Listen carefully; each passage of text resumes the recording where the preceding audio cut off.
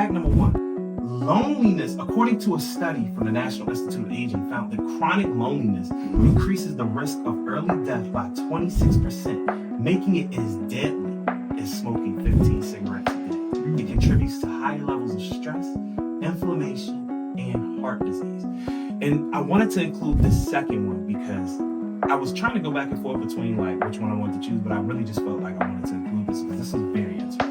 Okay. Your brain processes social rejection the same way that it processes physical pain. Wow. So MRI studies show that when people experience social rejection, such as being ignored, ghosted, or excluded, the brain activates the same regions that process physical pain, which explains why a breakup, an argument with a loved one, or feeling left out can feel physically painful. Jeez.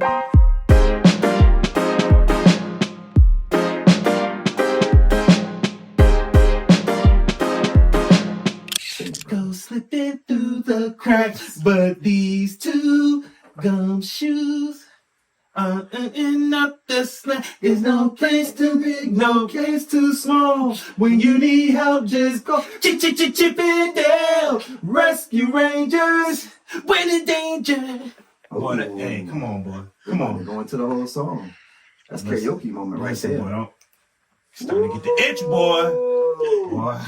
Welcome. The Mental Health Boys. I'm Steve Foster. I'm Christopher Sapp. And we are here on this podcast, keeping it real. Yes, for your head and for your mind. And guess what else, y'all? Guess what else? This is a platform. If you didn't know this is a platform, you don't judge. We don't. Did you know that? We don't. I did. I was well aware. I think we were just doing it by habit. We just don't judge when it comes to stuff like this because we feel the need to keep it open, right? Absolutely, and I think we know how to create a good, comfortable space. And that's where we want to invite you guys. So, you know what? Actually, I'm gonna throw y'all for a loop because we were just having this conversation before we even get into the good stuff. Comment your favorite cartoon themes. Ooh. Your favorite cartoon themes. Because you know what I'm saying, we got something done. Ooh, let's get dangerous. Ooh, that was a good one. What about Ooh, true, now we always stick together. And with the good truth, my friends forever. Come on, see, look, we ain't even gonna get into it because if we start, y'all ain't gonna get a podcast. It's just gonna be a 40-minute karaoke. But y'all let us know what's your favorite cartoon theme. So, man, look, we talking 80s, we talking 90s. Oh, anything. I don't care if it came out yesterday. You know what I'm saying? It might be something I need to pick up and listen to. I love jingles like that, man. Hey man, speaking of comments, by the way, we're still doing our drawings, you guys. So man, y'all better get it. That's a good reason for you to comment. You need some motivation? Go ahead and throw something in there for the 90s and 80s, you know what I'm saying? Theme song, cartoon. For the 99, 2000. Yeah. Wrong setting. But we're bringing you the raw.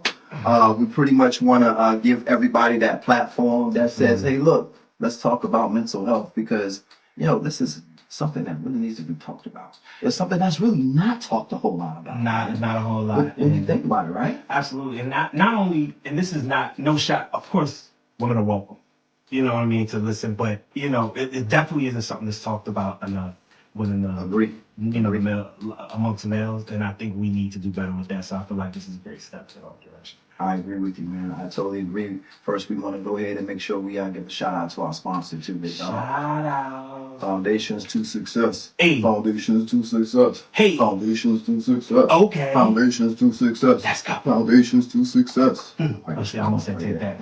I'm about to start going flow or something like that. So, hey, man, what we talking about today, man? For today, man, that is a great. You know, we're so hyped right now on building our You need relationship. a little bit of assistance. Wait a minute. We're talking about we're so hyped on talking about building a relationship. Yeah, we be in sync often. I wonder why. In sync. See, I'm gonna start singing in sync songs. I gotta calm down, man. But listen, we have been in sync. Yes, we have. And I think it's because we have a good friendship / relationship with one another, man. Okay, well, does that affect our mental health? When we first talked about doing this because you know we always like to look up facts and everything. And that's how I started. If loneliness can be as harmful as smoking, and social rejection actually hurts like physical pain, then I feel like it's very clear that relationships have a very, very direct impact on your mental health. Okay. And so I wanted to start by giving those facts, because I feel like it's really important to understand, because I think we, as individuals, as human beings, I feel like sometimes we try to minimize the importance of it. Agreed. And this is not a shot to anybody who chooses not to be social or have a lot of relationships or people that, but you hear those people that are just like, I don't need friends, I don't need lovers, I don't need family, I don't need anybody. Yeah. Even though maybe they are flourishing. But it doesn't change the fact that even if it's not seen right then and there, it can have an impact long term on you. Yeah, and I could imagine, like, the lone wolf. Yeah, the lone wolves is what they typically call themselves. I remember being in high school because I was new to the area in Chesapeake. Hampton guy. Yeah. And HPT. Exactly. HPT. That's exactly what I was saying. But you know what? For me, I consider myself a loner. Yeah. Is what I would call myself, a loner. And at that point, I felt the need to be closed off from society that labeled me as a young black man that was trouble. So I felt the need to kind of pull away. Yeah. You know what I'm saying? From people. And I'll never forget the first time I actually told people I was a loner. Yeah. They just started busting out laughing. But I needed to pull away to find some things out about myself. That's what I considered. Yeah, and I was gonna say, I think that's actually a good thing, and I actually try to encourage the younger kids that I work with not to necessarily pull away from everybody, but try not to make the people that you're around your identity. Wow, that right there. Because when you do that, when you don't have that crew, when things fall apart, who are you? Yeah. You know what I mean? Like, you, in a sense, you become lost. And I'm not saying that we aren't guilty of that, because I think as youngsters, I feel like we're all very susceptible to that, where we want to be accepted. We want people to look at us and say like, oh, wow, that's a person I want to be around. That's a person I admire. That's somebody that I like. And it's hard not to put so much stock into what other people think. But I do feel like what you said, as you get older, and one thing I learned about life, as you get older, life will start making you. Yeah. Yeah, it'll put you in situations where, man, how many friends from high school that you text or that you called or that you hung out with, how many of them have you not talked to since high school? Probably a ton of them. Oh, yeah. I think about all the people that I used to talk to when I was in school, and thinking that like, being accepted from these people in this school and that are around me, that was like everything. Man, like, yeah. I think it was, and as you grow up, I feel like that's a very common mentality to have, because we all want to be wanted and everything. But like you were saying, when you were able to kind of pull away and learn more about yourself, how was that? What was that experience like for you? Oh man, it was different, because I was trying to figure out what I wanted. Mm-hmm. I was trying to find the mold, and I felt like at that time the mold that I was trying to fit was not my mold. So I felt the need. Now, when I say a loner, no man is an island. Yeah, that's the proverb. Meaning my social interaction with friends. So I mean, I love my family. My family was still there, Yeah, but as far as like my interaction with my peers, I couldn't really find my footing. But you know what? In the process of doing that, I ended up joining the track team, and I found it. My love and my passion, and still is to this day, is running. And so I mean, the guys I know from high school, the ladies I know from high school, a lot of them, they come from my track team. Yeah. So, I mean, we have so many memories, but we have memories that just keep building. So for me, it was trying to pull away temporarily from, a social group to try to find some things within myself, because it helps with self-esteem, self-acknowledgement, self-awareness. Yeah, because how can you be self-aware if you're looking to blend in with everybody else? Absolutely. I mean, how's that possible? So let me ask you this. Now that you are the age that you are now, you're more mature, you're more experienced, how would you say your thinking or your mindset differs from 16, 17, 18-year-olds in regards to how you view relationships, in regards to how you view the need for acceptance, in regards to those things? What do we value most? You and myself. We value just me and you. Our time. God, yes. I'm sorry. Our time. That's what we value the most. So we find a lot of our interactions with individuals based on that time. I mean, it's because it's valuable to us. So you won't see us playing video games all night. You won't see us. I mean, we play video games, but we don't play all night till 5 o'clock in the morning. Yeah. I mean, no offense to those that like to go clubbing or whatever. I mean, we don't go to the club and hang out all night. Could you imagine like 6 hours in the club? I mean, with me, bro, what could I have been possibly doing within that time frame? Is that okay? This is the word I was looking for. Investment. Is that an investment for me? Nah, I mean, for me it isn't. It isn't, and I think back to them days, and you know, we all. Oh yeah. I used to, man. Listen, for any of you Hampton Newport News veterans, I'm showing my age a little bit here. But, hurricane. Now, about 21, 22 years ago, there was a club called Infinities. A club, and we used to.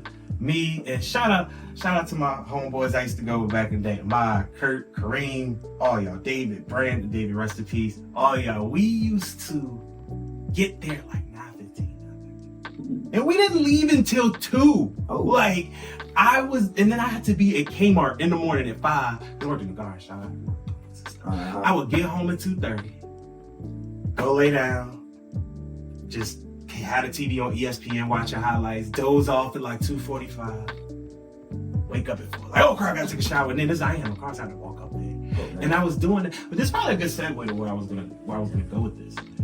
I knew that it wasn't good for me mentally because I was at work, just like literally there were times I dozed off like at work. You know what I mean? I was tired, I was stressed, but I felt like if I now, granted, I know most of those people that I used to go with, like, we're still friends to this day. I know I didn't have to do that stuff, but at the time, I felt like I had to maintain those friendships, and I was doing it to the detriment of myself, just so I could be like, yeah, I went out with the boys, we went out again, and we go out every week, so I gotta go out this week.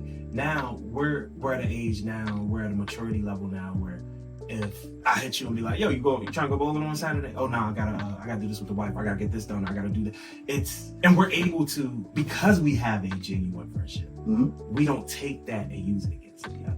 I think it's also good, and I don't know if you want to take this one. And right now, there's a lot of different types of relationships, but right now we're just touching on friendships. I think it's important to decipher the difference between different kinds of friendships. Now, there's surface level friendships, and those are okay. I think people down those sometimes, but it's okay to have a surface level friend that. So I don't know about you, and I think we talked about this before during one of our shared talks. We have friends, and this is kind of a man thing. We do tend to have friends for certain things. I have a guy that I used to see at the gym, and we could sit there and talk about sports all day. I don't even know if I know his name. Like, you know what I'm saying? But it's just like, but that's my gym sports guy. You know what I mean? Now, it's I wouldn't say we're friends, but it's like a surface level thing where it's just like when I see that guy, we might work out together, we might talk sport. Hey man, you see Luka had a triple-double last night, da-da-da-da-da. That's just the extent of our friendship. Now, I don't know why we never took it further than that. I don't know why we never hung out. Maybe it's my time, maybe it's his time, maybe this is just something we both were like, hey, we're okay with just this level. But it's okay to have that type of friendship. But then you have friendships that tend to be a little deeper than that.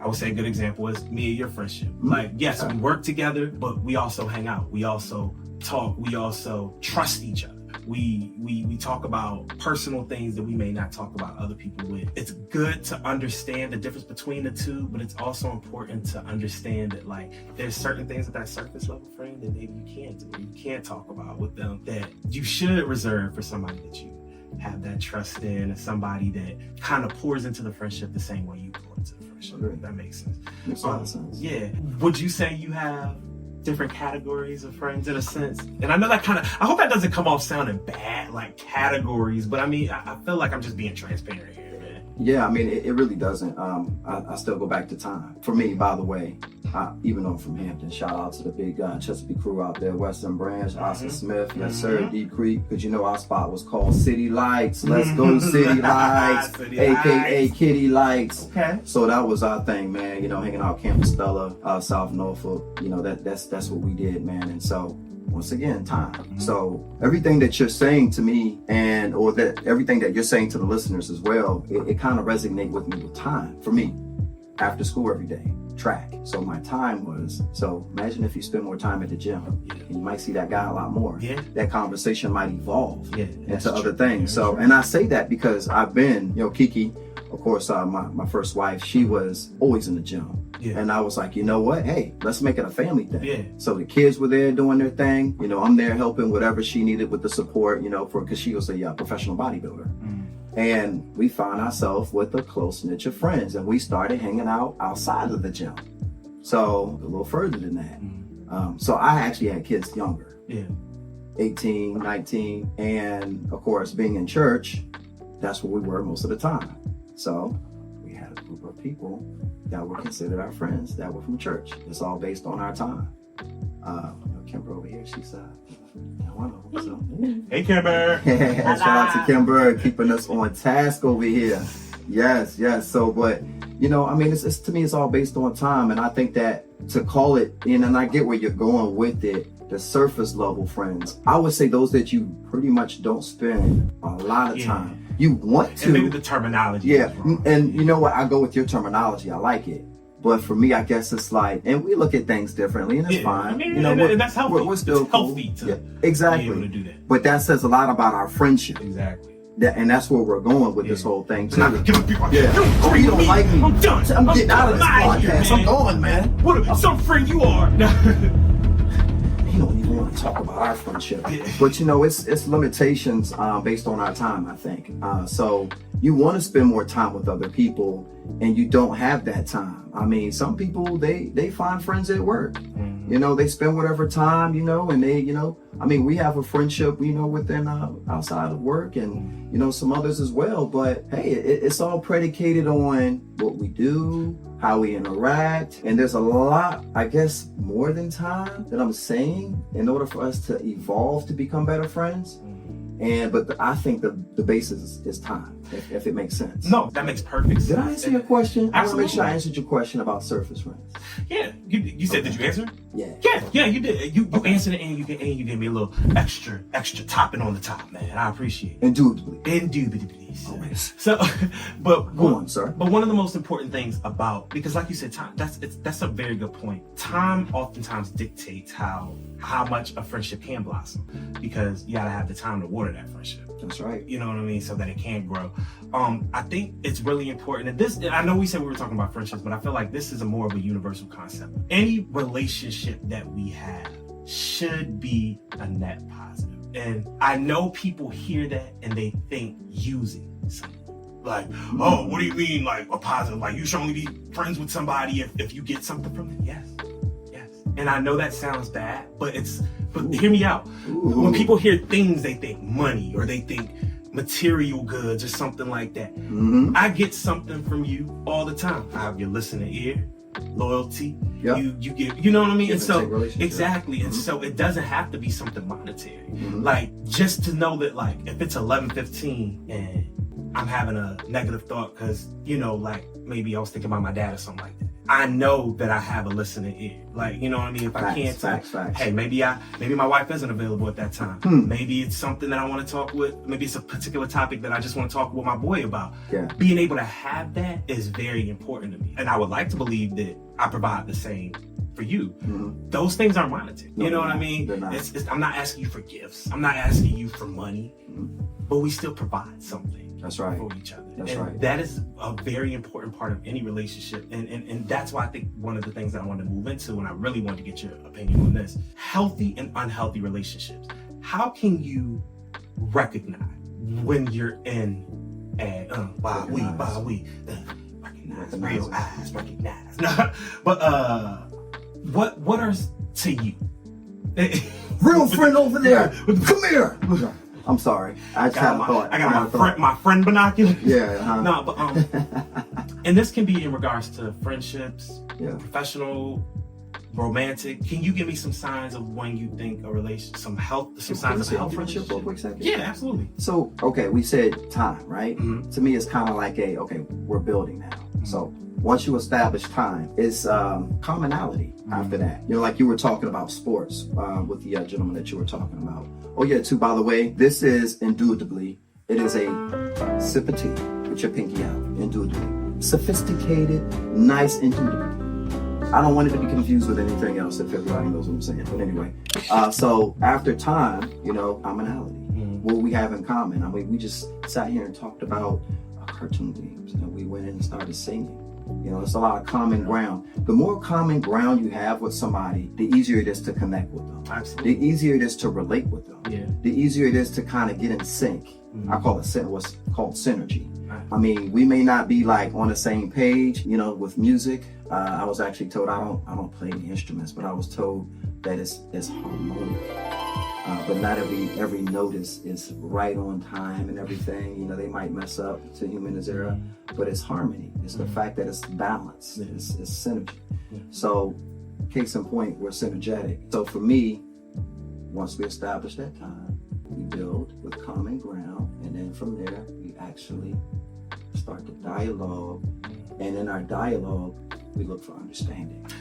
And there's the answer to what you're saying. For me, that's understanding. And that's perfect because what I need from you is understanding. Go ahead, bro. I'm sorry. See, you know not to get me started on this music stuff, man. It's hard for me to stop, man. But back to friendships, because I know you said you wanted to kind of focus on friendships. I think something that I always, and I talk to a lot of the kids I work with about this. Okay. But I feel like this is something adults can benefit from as well.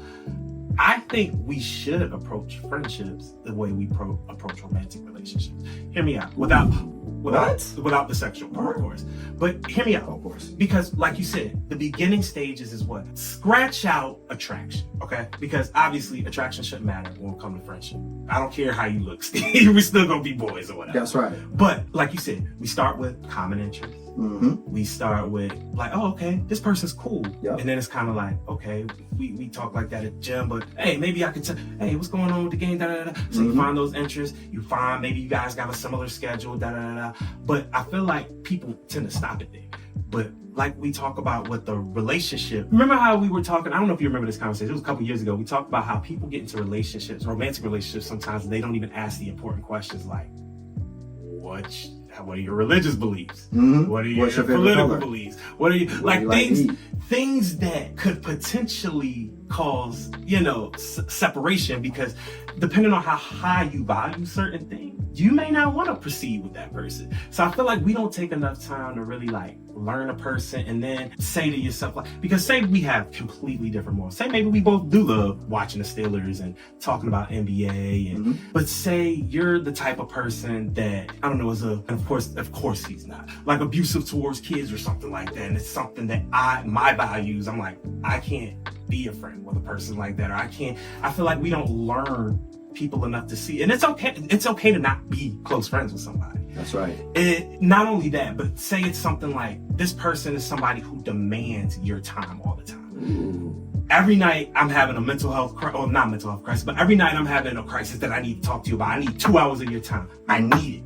You're supposed to be my friend. I need that. We got to go back. So boundaries is on that list. Absolutely. But I was going to go ahead and say, like, with understanding, there's also something that we need within our relationship to feel more secure and to feel like, okay. And like you said, it's values. Yeah. So I can't spend, and to me, it's, even though it's a triangle, it's like a cycle, because I can't spend a lot of time with somebody in a friendship if our values, I'm not saying are mirrored, but they got to be somewhat similar. Let's go back to the nightclub, right?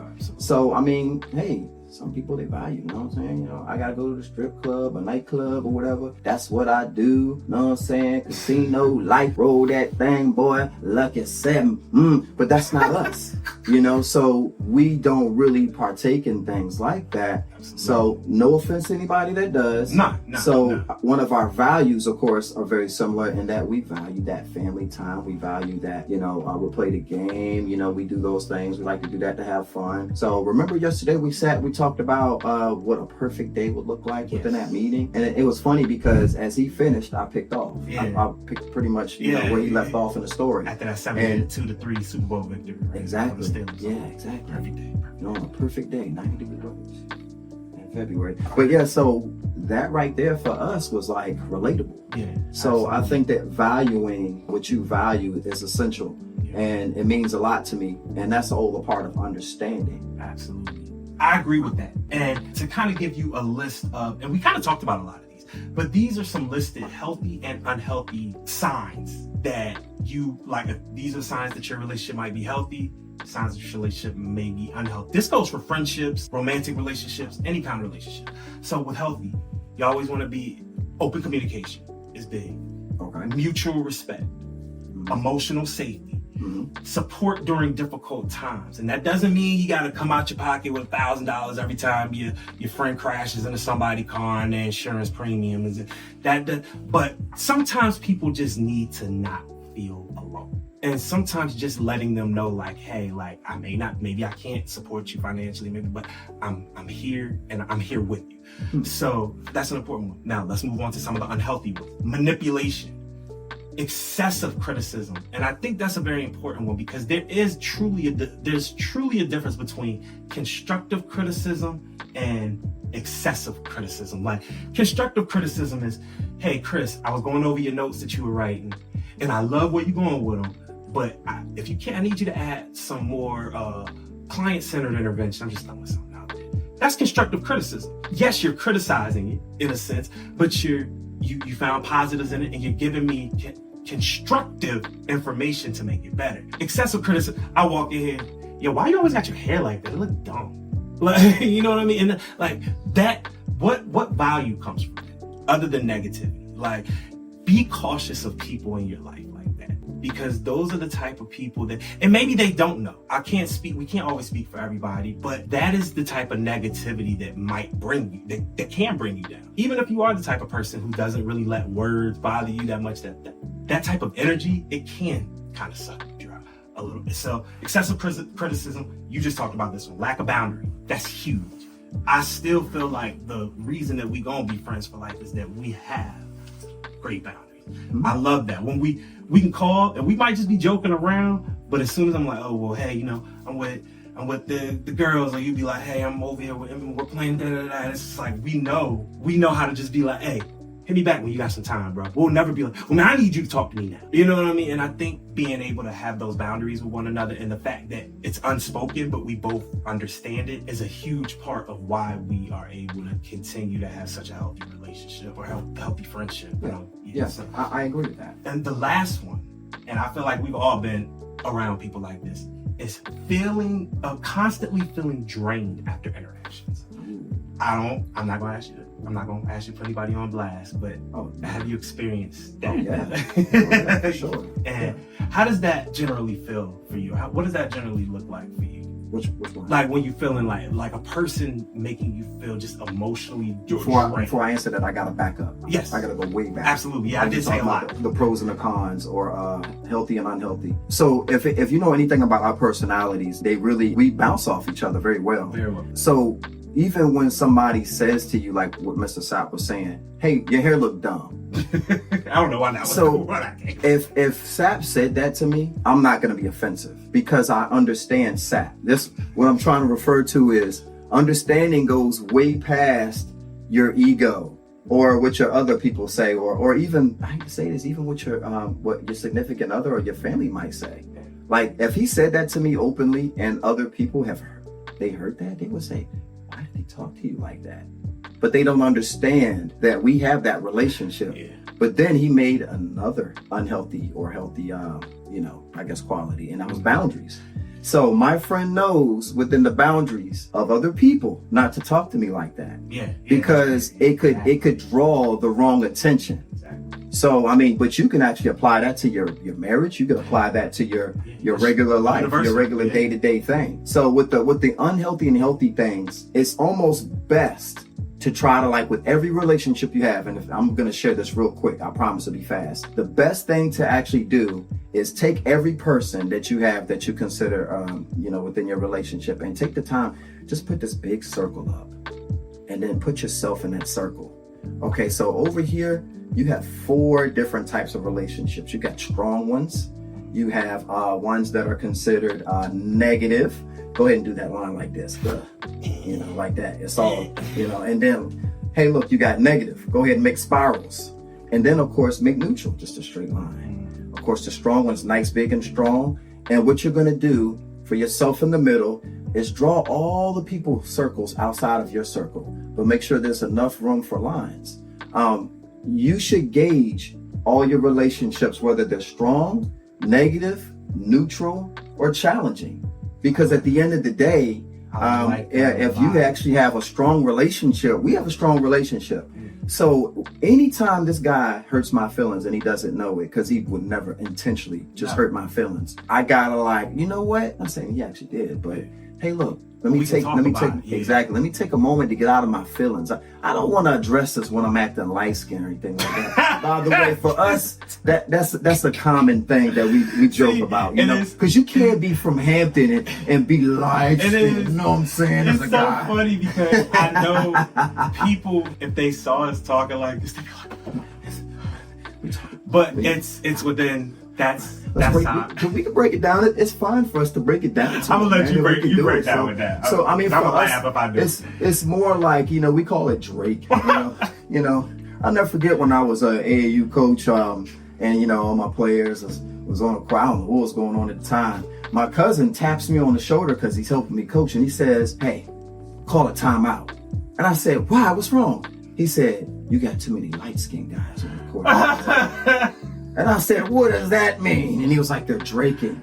And I was like, "Oh, they're in their feelings." He said, "Yes." I said, "Oh." So when we say draking or light skin, we're saying just in your feelings and you're showing it. There's nothing wrong with it. It just comes and goes like a Snicker bar. But you'll see watching our interactions with each other. You'll see that's kind of just how we joke with each other, and it's very common for us. And it's healthy. Right, but here's the important part about being mature and learning relationships. If you really want to be friends with somebody, if you really want to be romantically involved with somebody, if you really want to be around somebody, if you want to have any kind of relationship with somebody, it's super important to learn them. So I'm sure you have friends or people in your life that there's certain things you can say to me that I'll laugh at that you probably know, okay, this person might not perceive it the same way. Ooh, but because you care about and love the people in your life, I'm sure you take the time to learn them, to know like, okay, I know enough about this person's personality to know, hey, with Chris, I can joke and say, man, get out your feelings, boy. You know, we say that to each other all the time when we bowling and stuff. Yep. But there's other people that you know may not respond. Oh my goodness gracious. We have friends that won't respond well to that. Right. You know I'm laughing about that. Because we actually have friends that are sensitive, but we know not to do that. Yeah. So every now and then I might do that just to, you know, be that guy, just to see what they, you know, because I like to test the waters every now and then, you know. But they know me. They know me enough to know Steve's just poking at you. Yeah. So, but if they don't know me like that, like Sap said. Exactly. How many times have you had a bad night bowling and then you call me and we talking? I'm like, man, well, you was in your feelings tonight, man. Oh, yes, sir. Yeah. And we talk and we joke about that. But I know personally people that if I said that, they'd probably be like, I don't want to talk to you right now, or they would get upset. But like I said, I've learned I care enough about those people, and I think empathy, being able to be empathetic and being able to put yourself in other people's shoes. But not only that, realizing that even putting yourself in other people's shoes still may not. One thing I've never liked is people saying, well, I wouldn't care if you did it to me, but it still doesn't make it right within the relationship, because if I've told you that's something that, so say a perfect example may be, say I don't like when, I'm gonna give you an example from school. Let's just say me and you friends and you like to walk in a room and slap me in the back of the head every time you walk in the room. Now, some people are okay with that. I know, I see friends like, I have friends in my friend group that do that to each other. I'm not a fan of like physically hitting people and stuff like that. Now, granted, it's not like it were. I just feel like I don't know. It's just not. It's a boundary. Me. Yeah, it's one of my boundaries. If you were to be like, well, I don't care if you do it to me. Okay, that's fine. But I do. In real friendship, or not even just friendship, but within a relationship, because we're talking about relationships in general here. If you really care about that person, you'll understand that even though putting yourself in their shoes, you'd be like, well, I wouldn't care. If they're telling you that it does bother them, or they're even showing you signs that it bothers them, you should be caring enough and to take that into consideration and say, okay, well, I like to slap people in the back of the head. All my other 29 friends don't mind it. We do that. But that one friend, if I care enough about him, I ain't gonna slap him in the back of the head when I come in. You know what I mean? Yeah, so, you know I'm laughing, right? Why? Because that time we was at the bowling alley, I remember cuffing your head. Oh, no, that was And I said, we just leveled up. Yeah, that should be level up. friendship. Level 12. No, but you know what you said? You were like, hey, does this bother you? You still have enough respect. And I was like, no. Yeah. I'm like, I don't care. But you asked. Because like I said, that's part of a healthy friendship / relationship. I know we dragged on friendship a lot. But I do. Are you okay with us briefly touching on? Oh, we good. Romantic partnership. Let's go to it. Okay. We are open for the relationships. The relationships. So speaking about mental health challenges within romantic relationships, anxiety and depression can lead to withdrawal.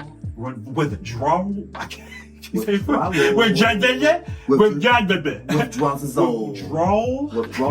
irritability, or emotional shutdown. Okay. Trauma from past relationships can oftentimes impact current ones. Oh, you know it. And the importance of recognizing when mental health struggles are affecting intimacy and communications are very important in maintaining a healthy romantic relationship. So I know I said a lot there. And I don't want to talk about our personal relationships because, we believe in keeping our personal relationships private, especially when it comes. But in general, what do you feel is a good way for a person? What if somebody that's listening to us now may be dealing with somebody in a relationship who's dealing with anxiety and depression, and it makes it just really difficult for them to connect with their partner? Would you have any suggestions on how that person may be able to maybe help their partner a little more, or not only help their partner, but help themselves? Because especially if you still want to maintain and have a healthy relationship, but if you're looking at the person, it's just like, man, they're dealing with this high level of anxiety from previous relationships or past trauma or depression. That's actually pretty good, man. You know why? Because the oxygen mask come down. The first person you put that thing on when you're on a plane, of course, is who? Yourself. So you gotta check yourself first. What I mean by checking yourself is it's almost like we can't take ownership of somebody else's anxiety. You can't take ownership of somebody's depression and the things that they go through. You can support them. There's a difference between supporting and empowering. We talked about that. Yes. Remember that? Yes. So supporting somebody emotionally, and I like what you were saying yesterday when we were talking about it. Basically, supporting someone is giving them a fish. And when you empower a person, you're teaching them how to fish. Giving the fishing rod and showing them how, right? Come on, brother. So in this type of instance with our friends, it's always good to, hey, look, I need to find out and see if this is like a moment of supporting or if this is a moment of empowering. In some cases with us or with any person or with any relationship, if you enable a person, you're actually not helping a person. You're not helping them grow. But if you're helping to empower a person, you're helping them to grow. I actually wanted to ask you this before, but I think this is the perfect podcast. You know how oftentimes people say, and I'm not going to say it's a woman thing because I think a lot of people do this, but I know it's joked about a lot on social media where a lot of women will say, well, I went to my man with a problem and it pissed me off. And they're like, wow, because he tried to come at me with solutions. I just wanted him to listen. Do you feel like it's awkward to ask, hey, while you're talking with your partner, say they're venting, say they're just going off, do you feel like it's do you feel like you should know as that person's partner, or do you feel like you should ask them while they're talking about it, hey, do you want me to listen, or would you like me to help you solve this? I did a brief survey one time. Okay. Not really. I just posted a comment online at one. But I posted a comment. It was in a video, and I was like, for the woman reading this, would you prefer your man to just know, or would you want him to ask you? In this particular situation, would you like my support and my listening ear, or do you want me to help you resolve the issue? Most of them said, I feel like my partner should just know. But I also feel like that's a bit of an unfair expectation. That's an assumption. Yeah, exactly. And we make assumptions a lot in life where we expect people to read our minds. It's almost like, read my mind. And if it's multiple choice, you got the wrong answer, so I'm mad at you now. Can I touch on that a little bit? Yeah, I want you to. I was going to ask, how would you suggest somebody approach that? So there's various different ways of looking at that with a partner. There's a book, The 5 Love Languages, which I love. A lot of people feel like somebody doesn't love them because they don't speak their love language. I'm talking about relationships. I'm talking about building your relationship. Man, I bought my girl some flowers for Valentine's Day. We went to go see whoever in concert. We went and saw Beyonce. I got her the best seats. The minute we got home, man, it was the biggest argument we've ever had. That's the last time I do anything like that for her. While when you get home, she asked you before to take the trash out and do the dishes. And the trash is overflowing everywhere and the dishes are everywhere. So to her, you don't love her. Because her love language is acts of service. That's one. Emotional affection, that's the second one. Third one is time management. Fourth one is gifts. And of course, the fifth one, quality time. So if you're not speaking that love language to that person that you're, in a relationship with, then it could be kind of hard to really get them to understand that you're trying to work on a relationship. Now, to take it a little bit further with talking. Now, the same writer that wrote the 5 love languages actually wrote a book talking about 5 ways of communicating. Ostrich, dove, owl. I just recently learned about that, Yeah, and I think the other one, yes, ostrich, dove, hawk, owl. There's one more bird there. I don't know the fifth bird. It'll eventually come, but what does a dove do? A dove is a peacemaker. A conversation like that is like, you know what? Whatever. Yeah, okay. You know what? You're right. I'm supposed to take trash out and everything else. They just want peace. That sounds like the brothers. We just want peace of mind. So we let it all go. The hawk is the person that comes at you all the time. It's like, like what you're saying, like I'm supposed to read your mind and I'm not doing it. So instead of you saying what you just said about me, they just coming at me. And then you got the owl, the know-it-all is what they call them, the person that knows everything. And then of course, that's the one that the hawk likes to go with, toe to toe with. And then of course, the ostrich, the one that avoids people. Let's get ready to rumble. And that's what it looks like in relationships sometimes. You're right. And the ostrich, they hide. They put their head between the sand, right? They don't want to deal with it. They hide. They hide from it. They cowered away from it. But all 4, I think, to me. I see you in a week. Exactly. You said all 4 in a week. It's a cycle. I see you in a week. I'm gone. Oh. I was saying the ones that run away. I said, I see you in a week. I'm going out of town. Exactly. But we see all of those, don't we? Yeah, don't you see all of those? I mean, I think I've been, I don't know what the fifth bird is, but anyway, I think I've been all 4 of those birds. Yeah. So. And I think that takes a lot of, I want to commend you for even having the self-reflection to say I've been in multiple positions like that. That's actually unhealthy to your mental health. If you allow too much to just, I just want peace. Resentment can start to grow from that. And then it's damaging to your own mental health because, like I said, that resentment starts to form. That individual may start feeling like, I don't want to say stuck, but like I said, just anger almost. But you can't blame someone, like you said, I can't blame you. Say I want something in my office or something. I don't know. I'm just say I want something. Every day I come in there and I'm just like giving you the evil eye. I still ain't got that printer in my office. I hate that thing. And the whole time you like,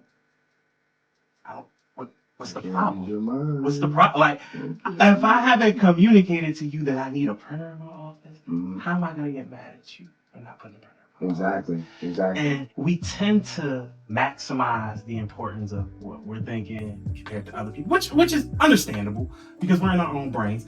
But we fail to realize you own a business, bro. How many phone calls you done took? You got a family, you got kids, you got other things. Man, I can't even count how many insurance calls you done been on these bad. And that's so. It's real quick though. I'm sorry. Back to it's the hawk. I want to break it down a little bit so people know the difference. I think but once again, being able to look at yourself will help your relationships with them because you can reflect and you can say, okay, I already know. Your brain automatically by default is going to think about and focus on what they're doing wrong. Got it. But you have to force yourself. You have to deliberately look at yourself to determine what you're doing wrong. And I just think that's a dope quality that you have. I mean, and I've always known you have the quality, but I mean, I appreciate you being vulnerable about it to say like, hey, I've been this one, I've been this one. Is there anything wrong with that though? I mean, No. like, and I think that's a problem too. Is we put Absolutely. put stipulations on what's acceptable for us and what is not. Absolutely. You said trauma, right? Yeah. I mean, I think trauma teaches that. We gotta really like trauma. You know, gotta really listen to it. But you mentioned it, you know, and it changes the pattern. It changes what we'll allow to be acceptable and not acceptable. Yeah. Like the kid, you ever knew the kid that wanted friends and you laughed at his joke and all of a sudden you were his friend? Yeah. And, you know, and then all of a sudden all the other friends in the background might say something to make him mad or whatever, and you find yourself in a situation where you got to choose him or your friends. Yeah. And that's tough, man. it's traumatizing. Especially like in school, man. Kids are brutal. Kids are brutal, man. Yes, they are. But I also, like I said, I wanted to ask you another question in regards to romantic relationships. With the trauma, like we were just talking about, oftentimes trauma gets brought over to new relationships very often. Very often. How would you suggest someone deals with or help someone deal, or how to help like somebody that you may be in a relationship with deal with that past trauma and the trauma that they're bringing into the new relationship? Because I think it's a very difficult thing, man. It is difficult, and that's actually a good question. I mean, we both so I can say this now. I think the whole relationship piece with romance and, you know, significant others, I think it'd be a great podcast by itself. Yeah, I do. You know, for sure. Yeah, but we can answer that. I mean, just briefly touch Yeah. on it. And I think that if anything, being honest and transparent is really pivotal. You have to be transparent and open with yourself, because a lot of people don't recognize trauma, you know, within themselves. Yeah. They just kind of like it, just kind of go with the flow with it. Yeah. You know, it's like being in the movie as Yeah. opposed to pulling yourself out of the movie Absolutely. and watching it. So they don't even realize that it's a traumatic situation that happened. Or it's like generational. Like, Yeah. you know, I knew somebody that, I think it was back in the 90s, where they had that guy where he was always, ow, ow, ow, ow, ow, ow. He was always like yelling at somebody. And that's his whole conversation. He would start off talking like this. And then, I don't know what's wrong with you. And then it would get higher. And they get to that point where he says, ow, ow, ow. I forgot his name. But Yeah, I'm about to say, it sounds familiar, but it's not ringing a bell. that is like a learned behavior. That if kids see this in a home, I mean, hey, that's just the way my parents, you know, talk. So I gotta talk that way. It's hard, man. You know? I don't think we even talk enough about how past trauma and things that we dealt with growing up, some things we may not even remember vividly, can impact how we go into new relationships. I would almost, can I make a suggestion, man? Can we revisit this topic, like, because I feel like there's still so much to discuss, We didn't even man. talk about, I'm ready to go in for emotional intelligence. Ooh, We haven't boy, even don't gone even- there. So yes, we have to make this a part 2, because we didn't even talk about that portion. We actually might make this 3 parts. I agree. I mean, because we're both, as y'all can actually see, we're both full Yeah. of stuff to talk Oh about my concerning relationships, because this is very important to us. I feel like we haven't even touched on, I feel like we haven't even scratched the surface. This is one of the, because, you know, I feel like it's important to start with one, you know, a couple facts, but I feel like it's important to end with things that can benefit you guys and something positive that you can take from this. So I just wanted to briefly talk about some things that people can do to improve the relationships you already have. And if maybe you are somebody that is lonely and you're looking to form new relationships, some things you can do to do that. So for starters, and of course, cut me off at any time if you got a couple extra ones. I just got about Go for it. Go So for we got one for strengthening the relationships you already have. Practice active listening. Don't be that person that wants to be the center. Like, you ever met one of the people that's like, they want to talk for like 3 hours, and the second you talk for 5 minutes, they like, you done yet? Like they want to have the monopoly. Try to be somebody. That's a red flag. If you think about yourself and you're like, oh man, that's me. Try to work on active listening and actually, you know, sharing that spotlight with the other person. Express appreciation regularly. This is something that I said that you do a lot. Gratitude. And I think it's why you have a good relationship with your workers, because gratitude goes a lot further than I think people realize. Just walking up to somebody and saying like, hey man, I appreciate you for that. Might be something simple. Maybe you just, you know, picked up a piece of paper off the ground, a piece of paper that fell on the ground for him or something. Just saying thank you. Hey man, I appreciate you when you did this. Hey man, thank you for being there for me, man. I know it's been a few. Indubitably. Thank you for being a friend. And rest in peace, and the last one I had, and like I said, we can go on forever, but like this is just a few. Address conflicts early, as opposed to allowing them to fester, boil, and come out in different ways. Yeah, those are good. Those are really good ones right there. Did you want to add any to how to strengthen relationships with people, strengthen existing relationships? I say take the time out to evaluate your relationships. Like take time out to reflect on them. Meaning, give yourself a chance to like right before you go to bed or something like that, you know, and be like, look, yes, I gotta be able to like process my friendship or process where this is going with this person. Don't be too spontaneous where you don't do that. You know, evaluate it. You know, evaluate your friendship. Take inventory. That's very important. And what I mean by self-inventory is like really start to look at your time and map out how much time you spend with that person and see how productive it was. Absolutely. You can spend time with somebody and it not be productive, worth nothing, bro. It's like the client argument where, you know, you could spend 3 hours with a client, but was it productive? Did you do anything? You know what I mean? Like, so, yeah. That can go a lot of ways too, just within itself because of perception, right? That was the next one I was going to say. Perception. Yeah. Whose perception is it? No. Perception. Yeah. Prince used to do Bro, that. I feel like we've really just been on our music thing today, man. Well, we feeling good. You know, our friendship should do this. And here's another thing I like about our friendships. Yeah. It drives our wives crazy when we start doing our stuff because they're like, oh my God. Because we're so in sync. Listen, man, they still don't know that curriculum. Man, they don't know. No, we can't drop it on them yet. They might try to steal out. Yeah, we can. You know what I'm saying? We're going to wait till the single job. So, real quick, before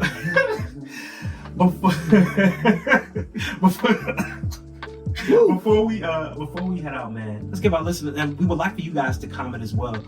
If you have some suggestions on how you can build friendships, relationships with other people, or shoot, maybe you have a forum or something that you want to post in there that maybe other people that are within the circle can join. So do that. But ways to build new relationships if you are feeling lonely, because as we stated before, loneliness can have a negative impact on you. So we want to maybe join social groups, classes, volunteer organizations.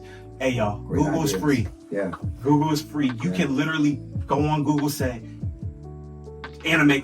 I literally, one of the people that I work with, I got him in an adult anime club. Anime club, yeah. Man, Facebook got a whole bunch of clubs, man. Yeah. I mean, you just type something in, it blows my mind the type of clubs they got. Therapists.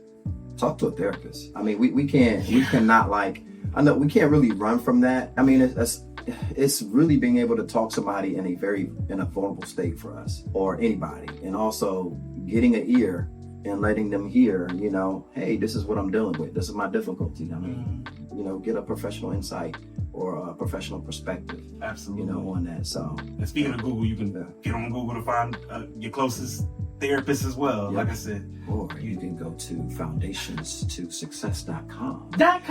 And you can take that quiz that's on foundations.com. Oh yeah, foundationstosuccess.com. You can take the quiz. You can call and you can actually say, hey, look, quiz. I want to speak to somebody, and it can be a telehealth counselor, therapist. Hey, if we have something available, great. But look, if we don't, we can point you in the right direction. So if I'm all the way in Williamsburg or something like that, and I just can't make it. Where's Williamsburg? Is that Virginia? Yeah, that's Virginia, man. It's up the road, man. Yeah, you can do some stuff. It's up the road, but I can't get there. I can't get here to come to the appointment, man. So I mean, I can still be seen. Oh yeah, yes sir. And then if you're calling from another state, of course, if we can't cover that, guess what? We'll give you the resources you need so that you can get the help you need. Or you can call 988. That is the international hotline for crisis. Yep. If you just need to speak to somebody. And we're going to keep telling you. We're going to keep on telling you. Another one. I love this. Be intentional about reaching out. If you have people that are kind of like slightly in your circle, you can't just sit around and be, man, I'm mad. Ain't nobody biting me out. Ain't nobody. Be intentional. Hey, ain't nothing. Hey, Steve, what up, bro? What you got going on this weekend, man? I'm going bowling. You want to come slide through? Hey, maybe they will say no. Maybe they will, but at least you try to reach out, try to, build. Because I do know that, like, one of the people that I was working with was telling me how, like, I got friends, we text and stuff, but usually just like, what's up, yo? And I'm like, give them a little more. Invite them. You like basketball? You got basketball hoop in your backyard? Invite them to play basketball. Like, try to be intentional about when you reach out with somebody or reach out to somebody. I like that. If you want to do something, just put it out there. I like that you said that, because basketball, that's like bilateral stimulation. It's Mm-hmm. easier to talk about stuff when you're moving. It's easier to go in your feelings when you're moving and shooting ball and stuff like that. But he was so serious talking about what he just said. He said another one. I was about to say another one. Another one. DJ. I didn't want to mess with him. He was super serious, y'all. But yes, bilateral stimulation, and like Mr. Sapp said, please. But we have a list that can go on. Yeah, man. We on. Really could probably do a 4 or 5 hour podcast on this if we really wanted to. Yeah, we really could, because we understand how important it is. Absolutely. But I think it's a good stopping place for part 1. And man, it is a great stopping place for part 1. That's halftime then, man. We're gonna have to come back in the second half next week. Oh yeah. Wait, hold on. There might be more than that. Might be overtime. I'm about to say, look, this might just be the first quarter. This might not even be the first half. March, man. Hey, get them brackets filled out. Hey, and if y'all want a milli, please just send me like $10. That's all I'm asking for. Just 10. Maybe 15. But hey, we appreciate it. Like I said, I know we went on a little longer than usual, but we appreciate you guys being here for us. We appreciate you guys tuning in. Don't forget to like. Don't forget to comment. Don't forget to subscribe. All of that. So, Steve. Well, in closing, I am Stephen Foster. I'm Chris Sapp. And we are the Mental Health Boys. See you back in the next half. All right, y'all. We out.